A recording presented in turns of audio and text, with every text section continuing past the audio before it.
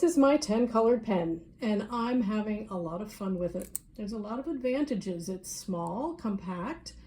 I can take it anywhere I go. As a matter of fact, I have it in a lot of my carry bags and all over the house. If I'm waiting for the bus, which I do a lot, or waiting for doctor's appointments, which I do also, it's always available. These are the colors, and of course, they don't not exactly the way they look when they're down, so this is a sort of palette of what it looks like when they're down. Those are just filled in straight, but they can be mixed on the paper, or you can do them on canvas or clapboard, and they mix on the surface. For instance, I put down this sort of gold color, and then on top of it this blue, and that makes a sort of different color. And then this purple, it looks purple on here, but it's really more of a magenta. And I put down yellow first and put the magenta lightly over it, and that sort of makes a different color. The intensity also makes a difference. It's another way you can get a different sort of look. So when it goes down lightly, that's sort of almost a different color. And then the other advantage to these I've learned is it's a fun way to practice cross-hatching, which is something I'm not very good at. I'm not very patient with it. And I had to learn that when you do cross-hatching, you don't go at right angles with the next layer, or you get a basket weave effect, which is okay if you want a basket weave, but to fill in, every now and then it gets a little smuts on it. I just wipe it off. So you lay down the first layer in one direction, and then instead of going at right angles, you go at a slight angle, and that begins to fill it in, and it looks a little more sophisticated.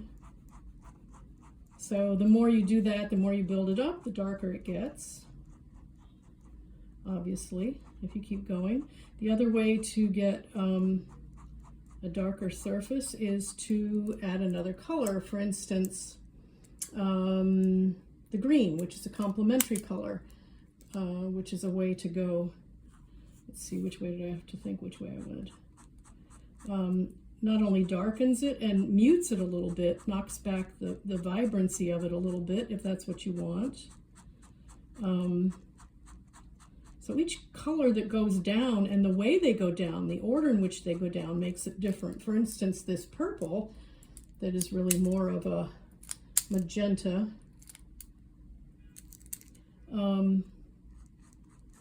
is very bright. But on top of that red, the red, it's interesting, it knocks it down a little bit in terms of intensity. So those are some of the reasons why I've been enjoying it. There are some others. It's good practice in working with a limited palette, because as a pastelist, I'm always thinking, oh, the problem with this painting here is that I don't have the right color. Well, here I only have 10 colors, so I'm just learning to make it work. Let's see. Okay, so I'll do a little demo here.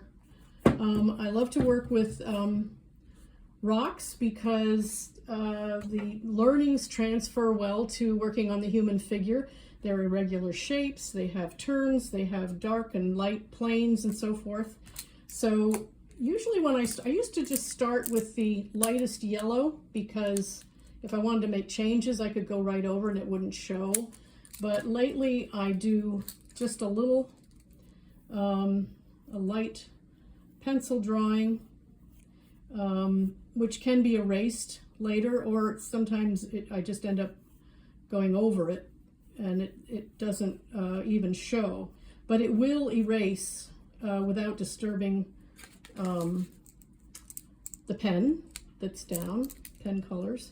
So I usually start with the light yellow, working it sort of like I used to do watercolor a lot, and so I go from light to dark, because again, I want to protect my lights, because once it's down. You can't really, I mean, I've experimented with different ways of going over the top of it with a gel pen and so forth, which kind of works, but I like it better if I get it right the first time. So I'm going to just leave the light part of the rock as the light of the paper, and I might erase that pencil. I might not. I might just do a light yellow just to show its edge. And then I often go to the next yellow, again, just kind of protecting the lights there. But this will deepen it just a little bit. And I'm going a slightly different angle to get that. So it's starting, I'm gonna go over that.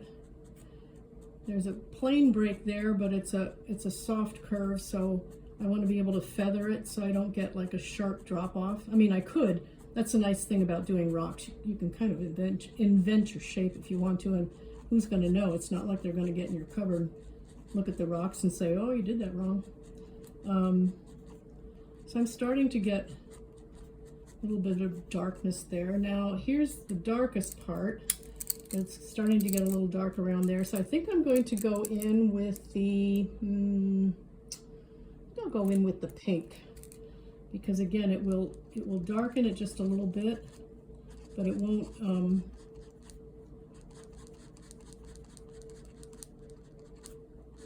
won't get too dark. If I was doing this on my own, I would probably go more slowly and be more careful with my strokes here. But I don't want this demo to go on and on and on and on and on and on. Okay, so now I've darkened that side a little bit. Now I got to get serious about getting it dark there. So I'm going to go in with the green, which is sort of a complementary color, because there's a lot of red in the two that I put down. So that's really going to get it a little bit darker. And then around there.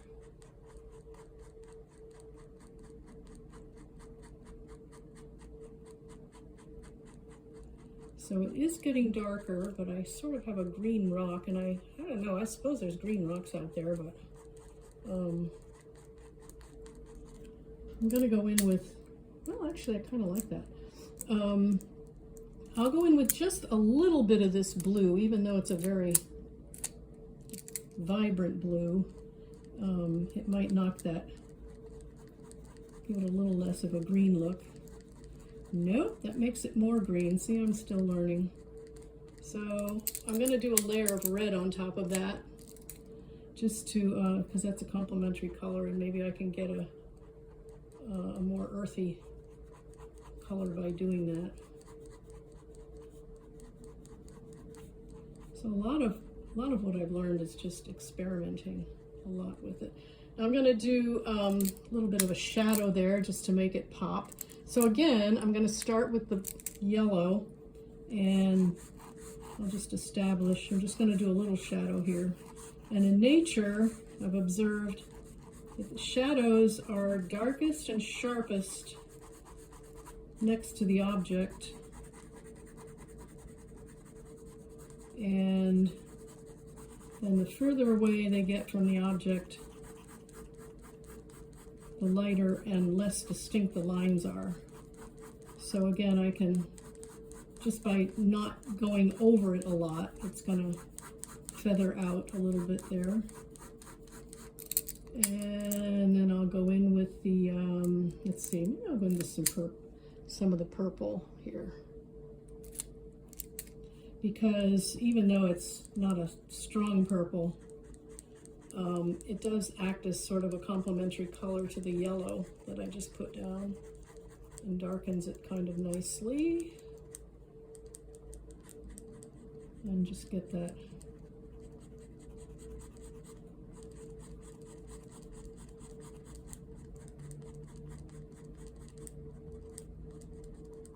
now I'm losing my speech. Once I get working, I run out of left brain capability. Okay, now I'm going to go in for the kill here. I might layer a few more colors before I do this, but the blue this blue is very, come on. Okay. Well, maybe we won't. Maybe we'll do the brown. Maybe we won't do anything. All right.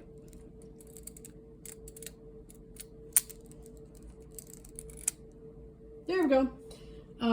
Because I really want to show that this rock is casting a deep shadow. Cast shadow is what these are called. Right there by the edge. And I want to keep it graduated, so I'm trying to pay attention and not let it get too... Anyway, that's sort of a rock. So you can do earth tones with it, and I don't think I did any... Oh, I'm losing my light. I don't think I did any brown in there. I think that was all complementary colors. Or you can keep it bright with the sort of primary color look. I'm still challenged by doing the figure with this because skin tones are hard, but here I used a limited palette for this and did very little on the face, just a little bit of tone. Here I kind of went nuts with the color.